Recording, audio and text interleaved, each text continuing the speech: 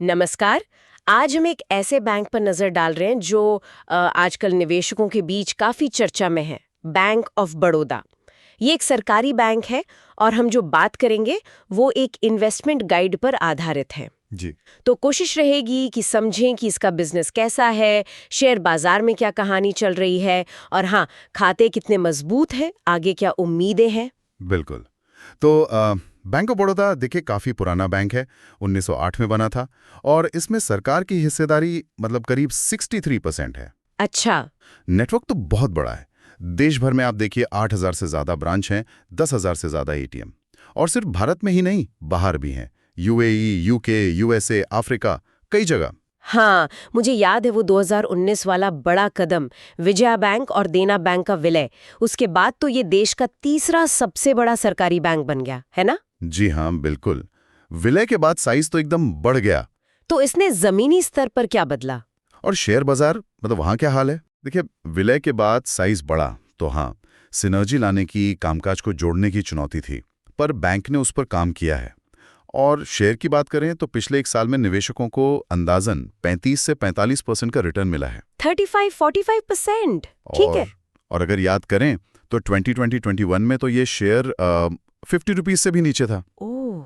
और हाल फिलहाल में मतलब अभी के आंकड़ों के हिसाब से 240 से 270 रुपए के बीच चल रहा था।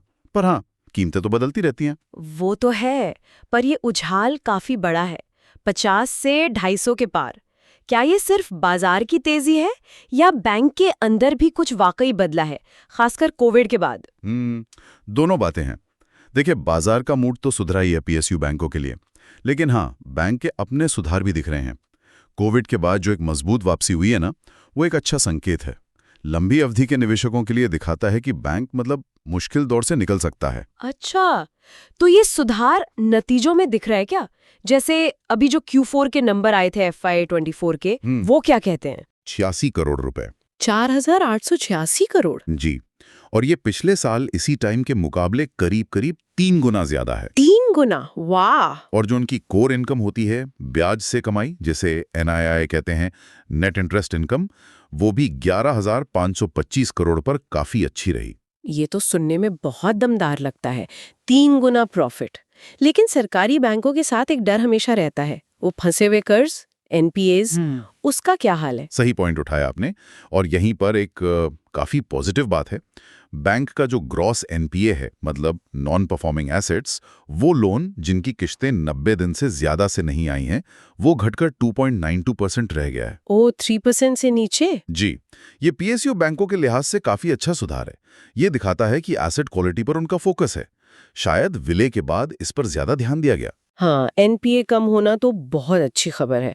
और बैंक की अपनी बुनियाद कितनी मजबूत है, जैसे वो कासा कार रेशियो होते हैं, ये थोड़े टेक्निकल लगते हैं। आसान भाषा में क्या मतलब है इनका? हाँ, बिल्कुल। कासा का मतलब है current account savings account ratio. ये बताता है कि बैंक के पास जो टोटल डिपॉजिट है, उसमें से कितना पैसा चालू और बचत खातों में है, जो कि बैंक के लिए सस्ता फंड होता है। ये करीब 41.5% है, जो कि अच्छा माना जाता है। इससे बैंक की फंड लागत कम रहती है। अच्छा, ठीक है। और कार? CAR है कैपिटल एडिक्वेसी रेशियो, पूंजी पर्याप्तता अनुपात। ये करीब 15.3% है। ये एक तरह से बैंक का सेफ्टी नेट है। मतलब बैंक ने अपने जोखिम भरे एसेट्स के मुकाबले कितनी पूंजी रखी हुई है। रेगुलेटर की जरूरत से ये ज्यादा है, जो अच्छी बात है। समझ गई।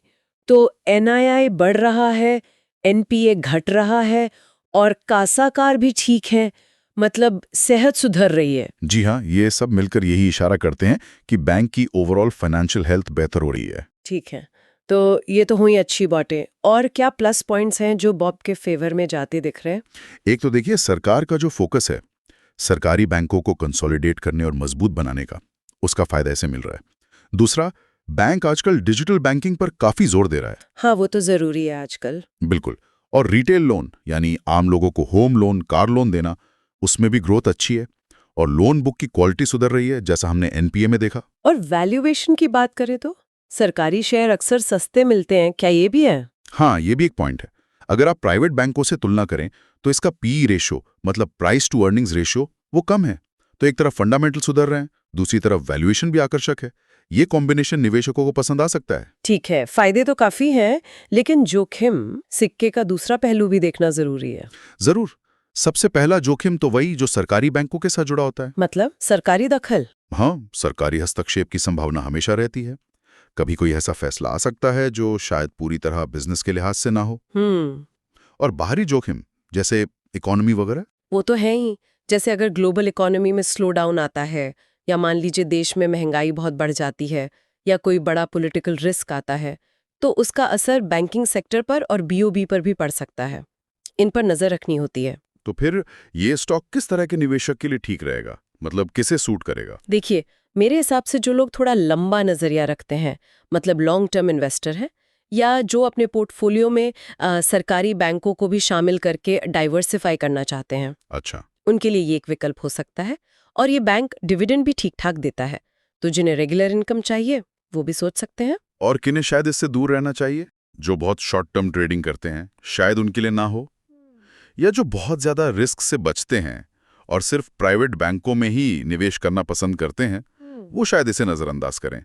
संक्षिप्त में कहूं तो ये एक तरह से value stock plus dividend plus सुधरते फंडामेंटल्स का मामला लगता है। तो मतलब निचोड़ ये है कि बैंक ऑफ बड़ौदा एक सरकारी बैंक के तौर पर मजबूती से वापसी करता दिख रहा है, खासकर अगर लंबी अवधि और पोर्टफोलियो में विविधीकरण के नजरिए से देखें। सुधार के संकेत तो साफ है। जी हाँ, बिल्कुल। मुख्य बातें वही हैं, फाइनेंशियल हेल्थ में सुधार, विलय से मिला बड़ा आकार और सिनर्जी का फायदा मिलने की उम्मीद, वैल्यूएशन आकर्षक होना और पीएसयू स्पेस में एक मजबूत विकल्प। आखिर में एक सवाल ये भी उठता है सोचने के लिए कि जिस तरह से प्राइवेट बैंक तेजी से आगे बढ़ रहे हैं, उस माहौल में सरकारी बैंकों का भविष्य कैसा रहेगा, और बैंक ऑफ बड़ौदा इस बदलते कंपटीशन में अपनी जगह कैसे और मजबूत करेगा। ये देखना वाकई दिलचस्प होगा।